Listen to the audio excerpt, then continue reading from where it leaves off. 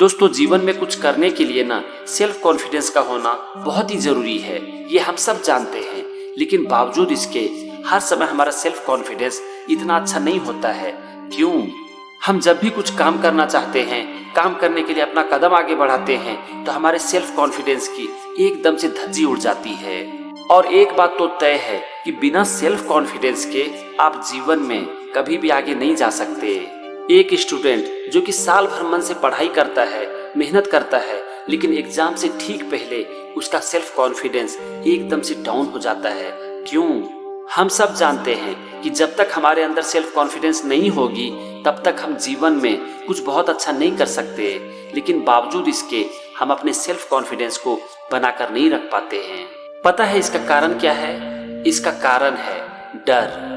लेकिन हमारे अंदर क्यों डर होता है? हम क्यों डरते हैं? इसके बहुत से कारण हो सकते हैं और आपको रुक कर ये देखना पड़ेगा कि आप किसी भी चीज से क्यों डर रहे हो।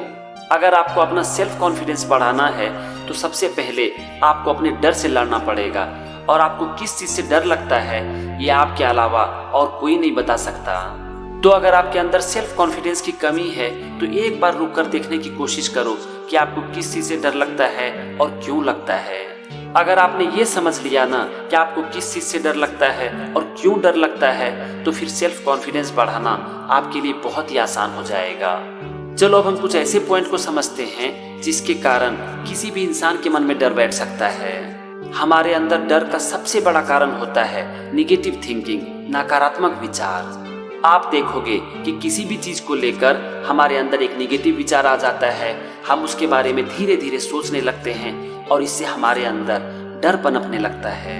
हम जितना उसके बारे में सोचते हैं हमारा डर उतना ही बढ़ता चला जाता है। तो सबसे पहला स्टेप याद रखो कि अगर आपके मन में कभी भी किसी भी चीज को लेकर कोई निगेटिव विचार आता है तो उसे तुरंत रोको, क्योंकि अगर आप इसे समय रहते नहीं रोकोगे तो धीरे धीरे ये आपके अंदर पनपता चला जाएगा। इससे आपके मन में डर बैठता चला जाएगा और ये आपके सेल्फ कॉन्फिडेंस को एकदम से चकनाचूर करके रख देगा।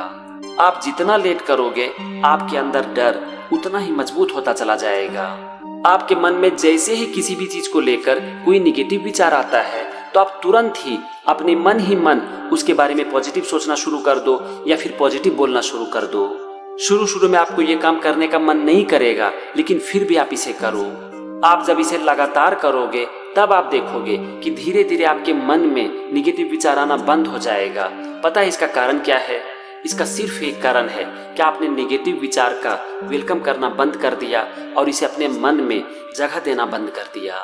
एक बार अगर आपके मन में नेगेटिव विचार आना बंद हो गया तो फिर आपका सेल्फ कॉन्फिडेंस कभी भी डाउन नहीं होगा।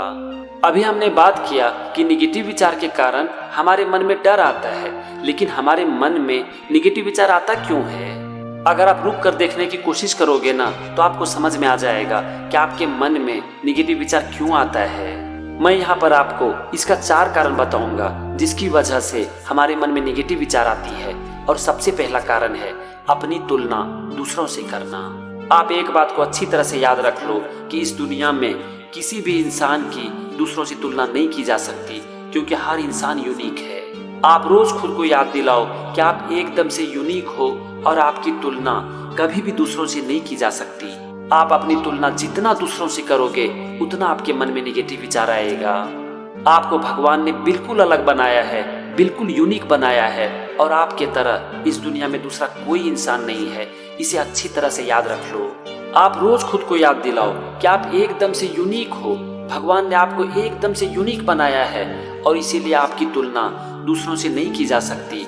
और आप खुद से प्रॉमिस करो कि आज से आप कभी भी अपनी तुलना दूसरों से नहीं करोगे। इस काम को आप तब तक करते रहो जब तक कि आप अपनी तुलना दूसरों से बंद ना कर दो।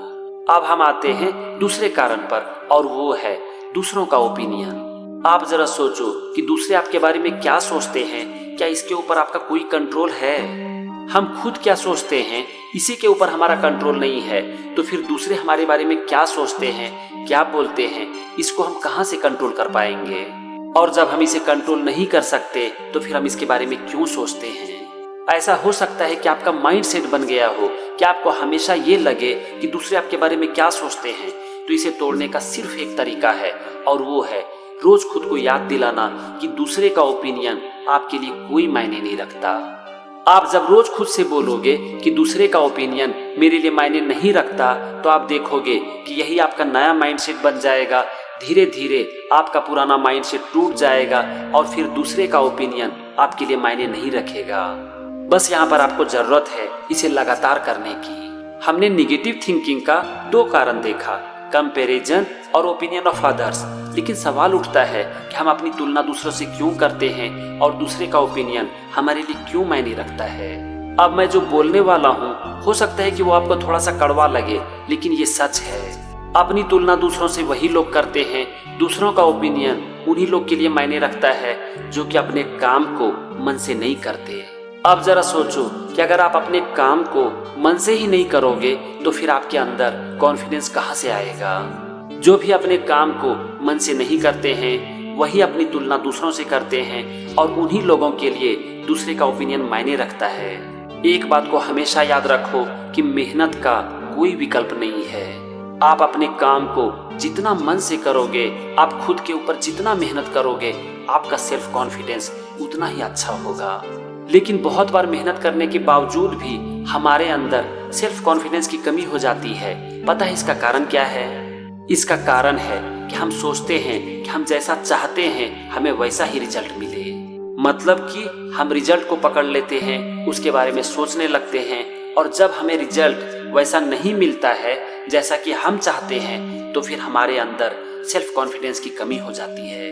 दोस्तों जरा सोचो कि वर्ल्ड कप के फाइनल में अच्छा प्रदर्शन करने के लिए विराट कोहली ने खूब मेहनत किया, लेकिन क्या ये गारंटी है कि वो उस मैच में अच्छा प्रदर्शन करेंगे? इसकी कोई गारंटी नहीं है। और ऐसा हो सकता है कि खूब मेहनत करने के बावजूद भी वो 0 पर आउट हो जाए। आप एक बात को हमेशा याद रखो कि आप जो काम करते हो वो आपके हाथ में है। आप अपने काम को कितने अच्छे से करोगे वो आपके हाथ में है, लेकिन काम का परिणाम कभी भी आपके हाथ में नहीं है। आप कितनी भी मेहनत क्यों ना कर लो, जब तक आप काम के परिणाम को नहीं छोड़ोगे तब तक आपका सेल्फ कॉन्फिडेंस कभी भी अच्छा नहीं हो सकता। आप अपने काम को जब मन से करोगे और आपको वैसा रिजल्ट मिलेगा जैसा कि आप चाहते हो, तब तो आपको सेल्फ कॉन्फिडेंस बहुत अच्छा रहेगा। लेकिन जैसे ही आपको वैसा रिजल्ट नहीं मिलेगा जैसा कि आप चाहते हो, तो आपका सेल्फ कॉन्फिडेंस एकदम से गिर जाएगा। इसीलिए कर्म करो जो कि आपके हाथ में, उसे करो और फल को छोड़ो, क्योंकि फल कभी भी आपके हाथ में नहीं है। तो फ्रेंड्स, अभी तक हमने जो भी बात की, चलो उसे एक बार देख लेते हैं। हमारे अंदर सेल्फ कॉन्फिडेंस की कमी का सबसे बड़ा कारण होता है डर।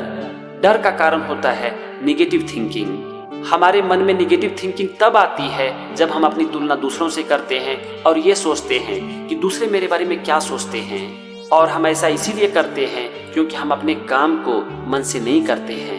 लेकिन बहुत बार ऐसा भी होता है कि हम अपने काम को खूब मन से करते हैं, लेकिन बावजूद उसके हमारे अंदर सेल्फ कॉन्फिडेंस की कमी होती है।